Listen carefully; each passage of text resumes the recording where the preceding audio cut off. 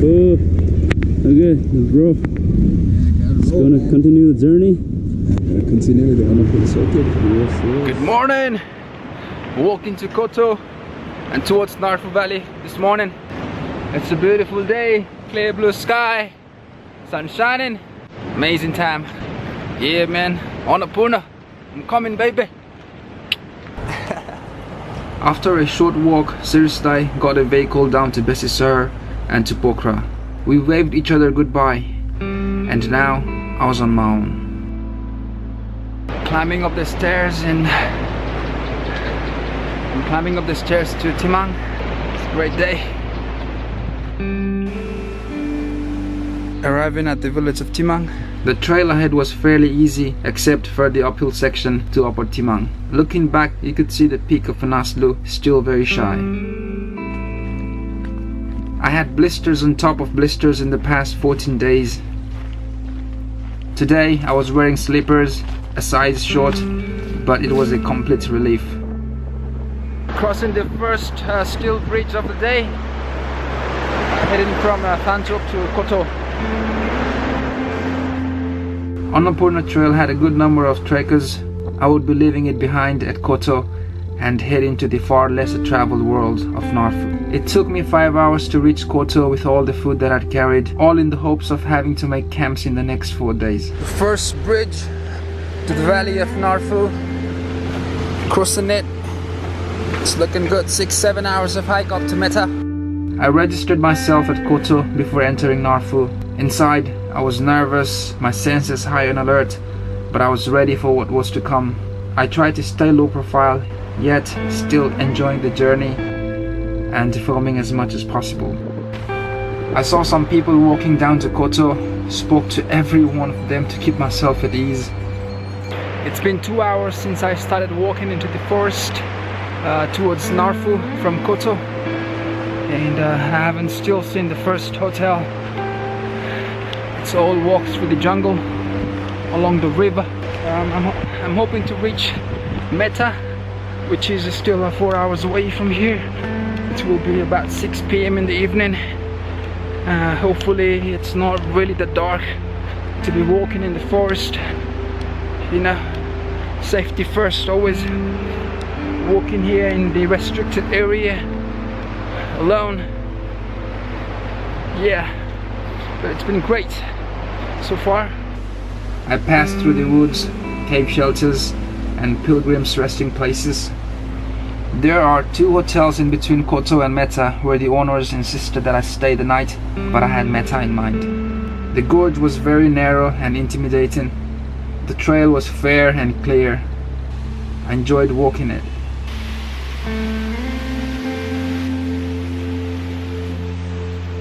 Walking under the waterfall.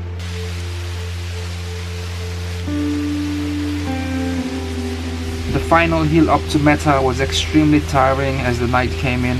I arrived Meta about 6, just before dark. I saw a running tap water and nearby a nice grass to set camp, but no houses. I was ready for this, partially, so I walked further and came to see settlements.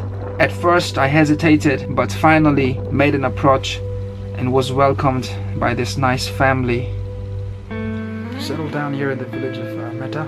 In the map they didn't show any police stations, checkposts or any hotels, but I was surprised that the whole village is full of 4 or 5 hotels around here and a pretty good campsite. And this village is situated on top of a hill, so it's about 30-45 minutes of hike from the river down of this village. Yeah, 3,560 meters. Today was about 1,400 meters of elevation gain. Quite a tough hike from Darapani to Koto and from Koto to Meta here in the NaarPhu Valley.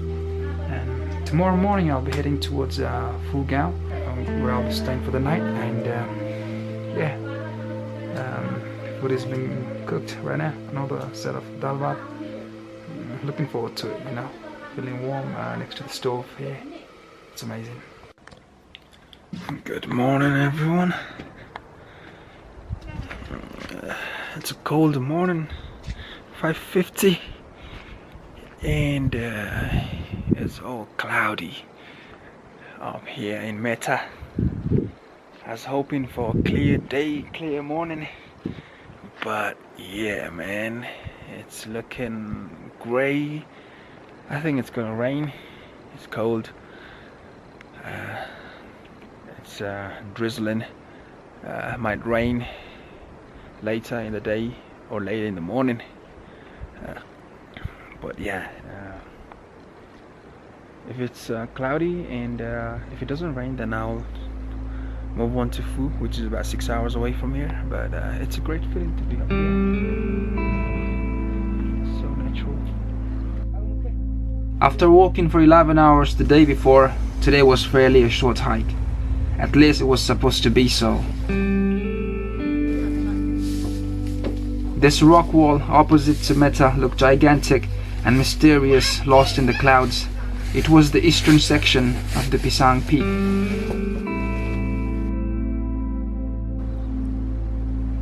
A handful of trekkers come this way every year, helping to sustain the economy. It's now slowly changing to tea houses from camping treks. Gompa.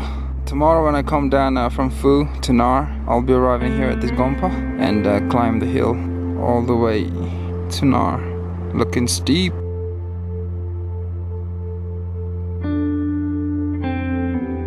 There are many expedition groups making their way into this restricted area to climb peaks of Kangguru and Himlung Himal. I must acknowledge, coming here prepared me for Dolpo. The jungle was fading back behind me and I was walking into a more high arid landscape. There were far less people and here I was walking alone. The walk had to be a meditative state of mind. I was focused and connected deeply with this part of the world for now. I noticed there would be running tap water at some small settlements I reached. It was a blessing, an easy access to life and a chance to sit back, fill up and enjoy the view the opening sky had to offer.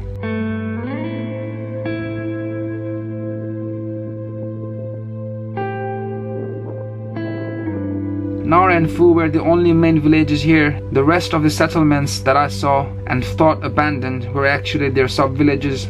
People moved in during the winter months when life turned harsh high up. It sustained pasture for the cattle and the temperate weather, although it would still be freezing. At Chaku and Kang, small tea houses were opening up, which provided for lunch between Meta and Phu or Phu and Nar. They had some rustic beds available too.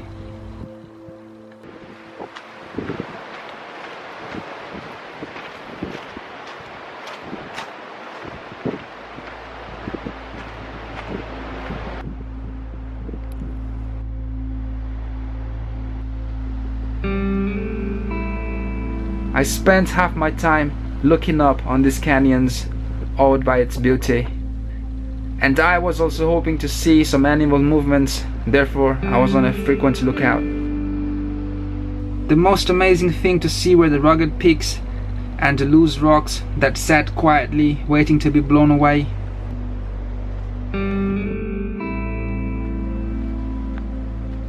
These canyons were shaped from years of erosion caused by the forces of nature, wind and snow.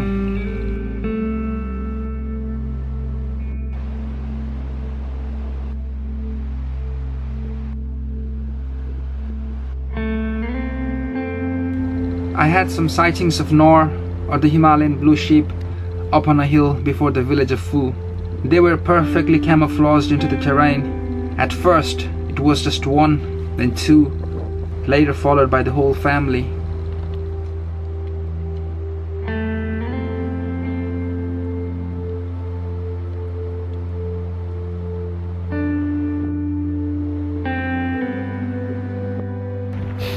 I'm quite not sure if I'm in Phu Gaon.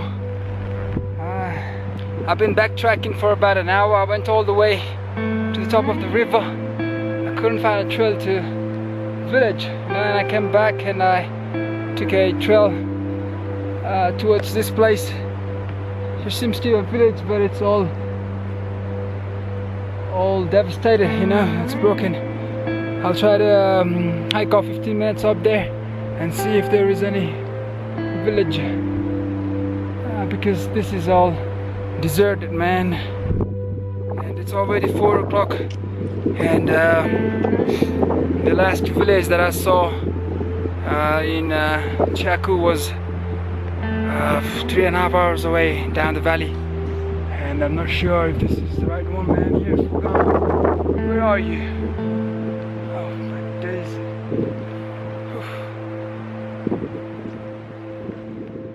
There was nothing but a deserted space up here. The view was great though. It made a good camp spot hidden away. It was 4:20, so I decided to turn around from the valley along the trail because I wasn't able to find Phu village. It's disappointing. And I got an hour of daylight left, and I'm trying to get back to Kang before 6, before the sunset. I don't want to be walking in the dark here. It's really difficult to navigate here, really, man. Backtracked up to a village which turned out to be devastated from the landslide a few years ago. I just couldn't find the Phu village.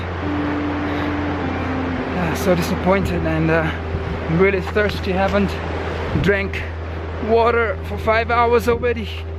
The last point was Kang, and I'm trying to get back to Kang before 6.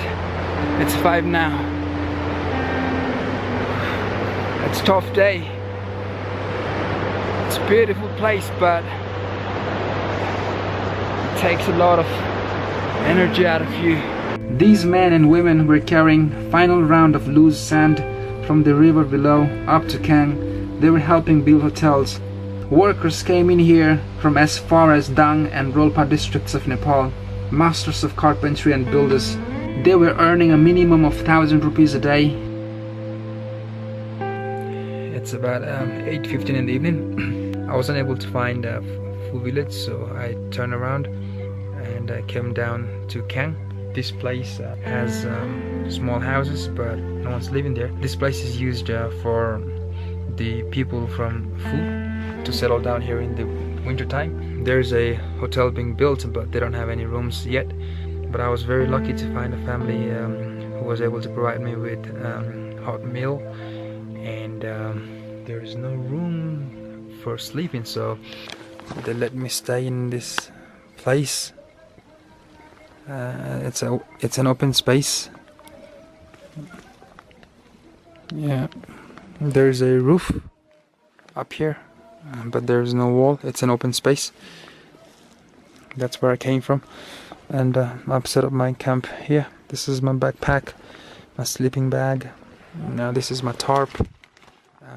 The family let me have a mat. I'm using it underneath. There's a mat underneath, and there's also a makeshift pillow. Yeah, should be a warm night. Here's my sleeping bag. Should be fine. 3,860 meters above sea level, Kang in NaarPhu Valley. A cloudy night, not much wind up here. Should be warm. My bag's gonna block the wind if there is any. I was sleeping here. This is my bag. Should be fine. Yeah, and tomorrow morning we'll be waking up at 5:30, and I'm thinking of going back to Phu again to find the trail. You know, I've been this far. I think I've enough energy and time to go to Phu around 5:30 and come back here before 12, so I can reach Naar by 5 in the afternoon. Yeah, should be fine. Yeah, good night. I'll see you tomorrow. These people were coming down to Kang from Phu to clear the grass from their land, making ready for the move during winter. Good morning. Just walking back to Phu village again. 1 hour and 25 minutes into the journey. My pace is getting faster. I should be about an hour away from the village. This is the spot that really got me confused. I actually walked about 30 minutes further from here until where I decided to turn around, and I came back I should have known better because there was no trail. I had to use all of my forelimbs to climb up this hill, and when I reached the top, all I could see was shepherd's huts, which were destroyed by the landslide a few years back. And it was just a sad feeling for me, you know, because I couldn't find the village. And I just turned around 4:20, went back to Kang, and I spoke to the people there, and they told me that the gate is further away. There's also a steel bridge, which I didn't see yesterday. Should be about half an hour away from here if I keep my pace steady. So yeah, when you cross this small little bridge, just walk on the main trail. Don't go up this hill because it has nothing up there for you, man. Just follow this trail right here. It's just as wide. 8 o'clock in the morning, feeling energized and active, keeping a good pace. It took me almost 3 hours to reach here yesterday from Kang, and this is also the spot where I saw the mountain goats up in the hill here. And yeah, hopefully we see some more today again.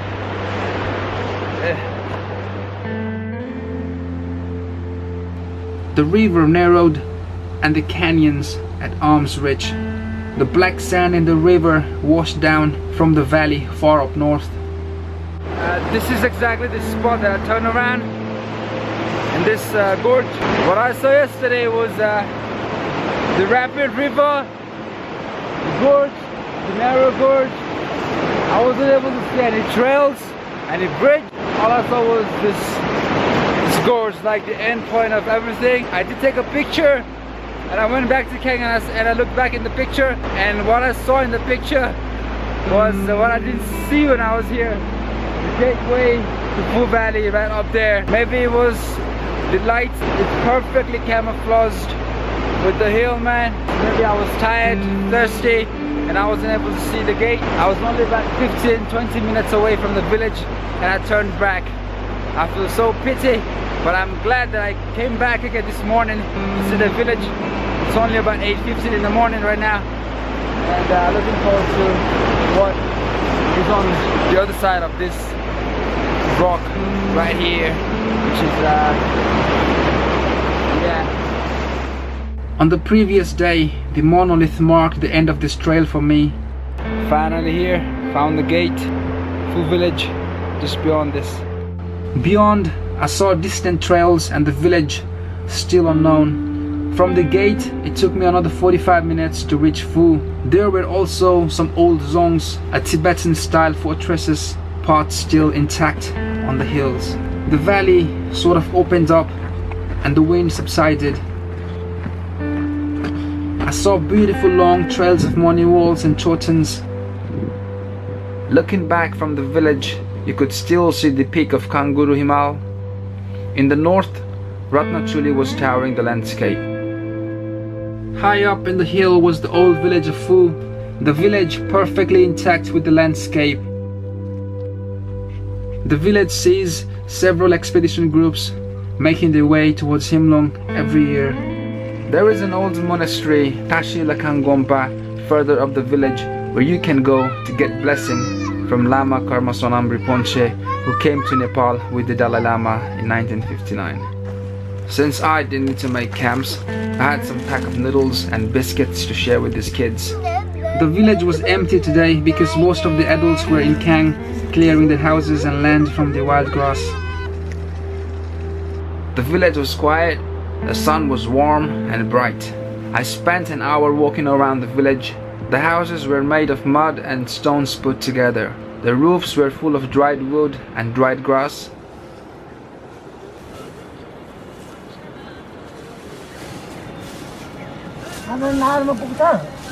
आज नार पुग्ने कोसिस गर्ने हो चाहिँ नार पुग्ने हजुर 10:15 in the morning. Reached Phu about 9 o'clock. Spent an hour there, and now I'm heading down to NaarPhu village, which should take me about 6 to 7 hours. Now it's a 7 hours because it's an uphill from NaarPhu Valley.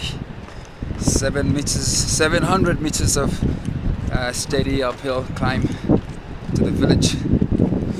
It's gonna be a tough one. Yeah, it's a beautiful place. Sun shining. Beautiful village at about 4,080 meters above sea level. Amazing place, clear blue sky. Yeah, mountain peaks are being covered now with clouds because as the day goes on, clouds build up. But it's a great feeling to be up here, you know, spending an hour in the sun. It's an amazing time.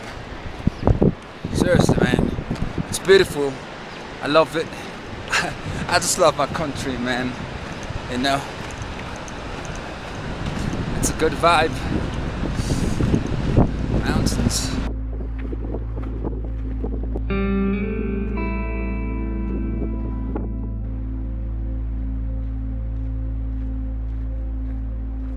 I took the trail up there this morning to Fuga, and right now I'm gonna just go down here across the little bridge right there and walk along the river on the other side because it's much safer and much quicker, energy efficient. It won't take lots of time in climbing up this hill, and this side of the hill is also prone to landslide.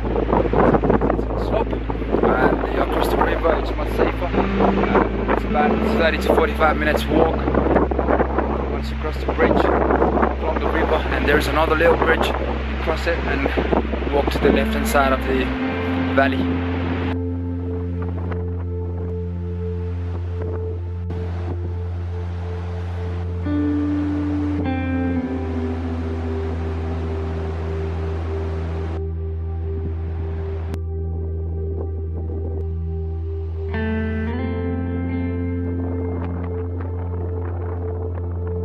At Chaku, I met an expedition group making their way up the valley. Mixture of men and women in the 50s, Europeans on a mission to climb the peak of Himlung Himal.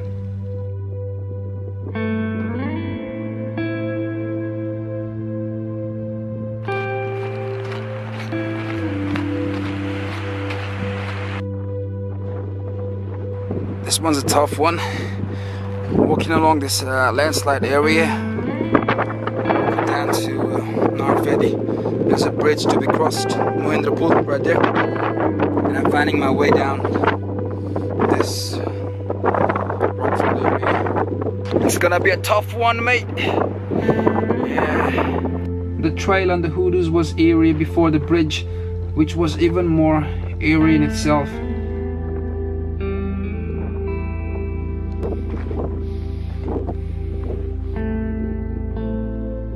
The village of Meta now looked far below. Above the village was the Kangguru Himal, coming up at an eye level with every step upwards. On the evening that I spent in Meta, I saw this Gompa shine with lights and the dark canvas far away. From NaarPhu Valley, it was a steep ascent to Naar. I skipped the beautiful Gompa. I was pushing for Naar.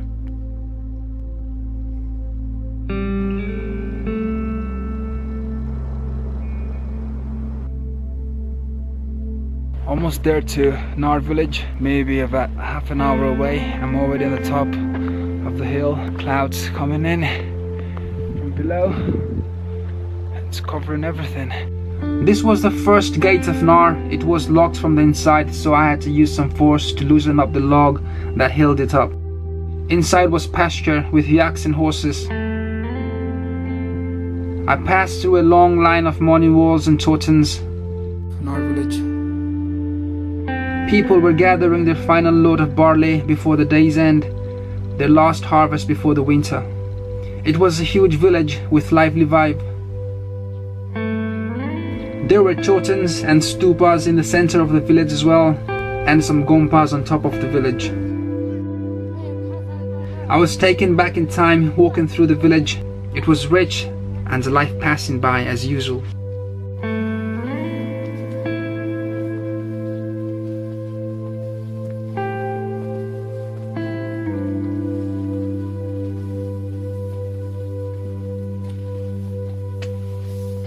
This is the lodge that I'm staying at.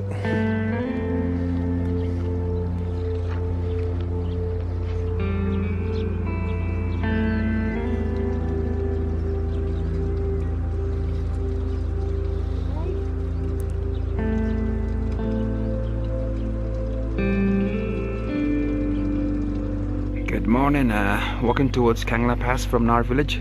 The locals tell me it's about 4 hours hike from here. It's a 1200 meters of elevation gain within that time, and yeah, it's a bright sunny day.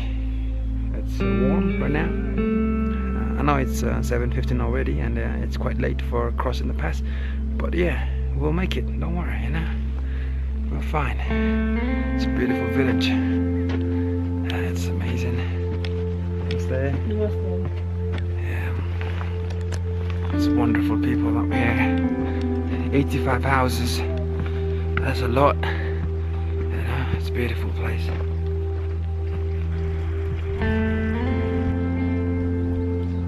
This must be the exit gate from the village towards Kangla Pass, or the entry gate for the Kangla Pass. It's amazing. The trek to Kangla was not in particularly steep, but it stretched for a long distance, and it was climbing gradually.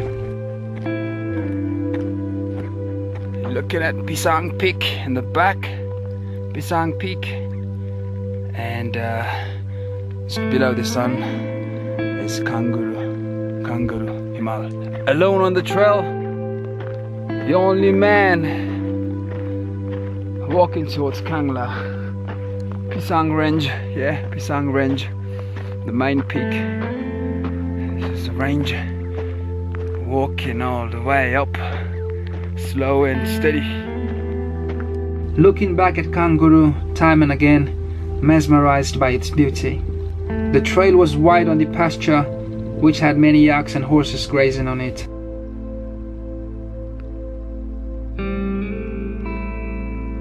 I was now arriving at Kang Fedi. There was a small stone hut, possibly a shelter for the use of people making this journey.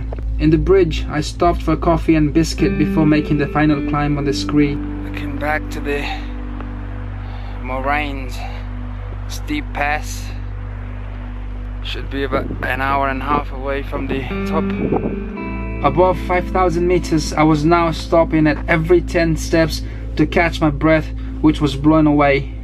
There were many spirit-breaking fall summits on the way. There is a small basin of water near the pass.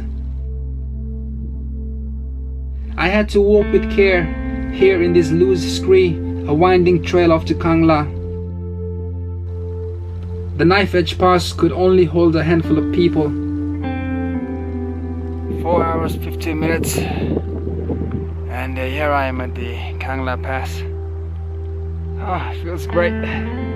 It's 12 in the noon. Just coming over the pass to see the Annapurna. It's just beautiful. No wind, sun shining. It's a steep descent, mate.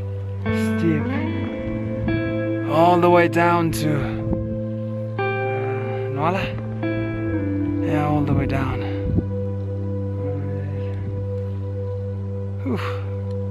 I'll stay here for a while, drink some coffee and biscuits. I feel amazing. It's a steep descent all the way from the pass towards the valley. It's a bit scary. Make sure you have a trekking pole, trek poles, a pair of them. Man, this is gonna be tough. Just look at the trail down there. It's steep.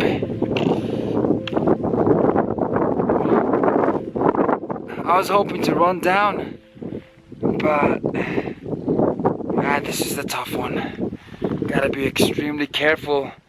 You know, use all 3 points of contact. I only have a pole, so using all 3 points of contact I need to descend down very carefully. It's me on the trail today. Beautiful view of the Annapurna. It's a beautiful day.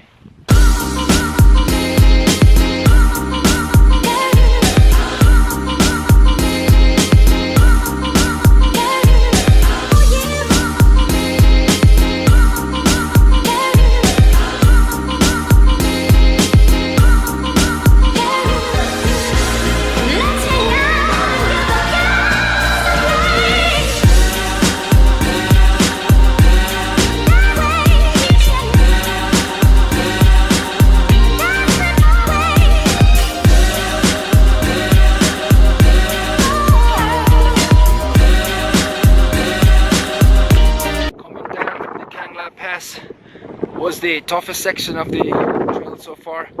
Day 17 today. That was the toughest one. So far on the trail. Yeah, the wind is building up. The steep descent is finished. It's over. Now I should be safely and happily walking down to Nawal and hopefully to Manang, because it's not even 2 o'clock in the afternoon. Yeah, I got lots of blisters in my feet, lots of them, and big ones, mate. It's been tough walking. Now I was walking at a slow pace. I was tired. I threw Manang out of my mind. I was staying here at Nawal, a place with an exceptional view of the Annapurna range, the Chulu Himal range and its waterfalls. The village received more sunshine throughout the day, although it was very windy when I arrived. Nawal, a better choice to stay for the night than Humday, below by the river. It was just another 8 hours of hike, and I was glad to find myself a nice room in a welcoming hotel here in Nawal. It was the first day of Dasayan Tihar.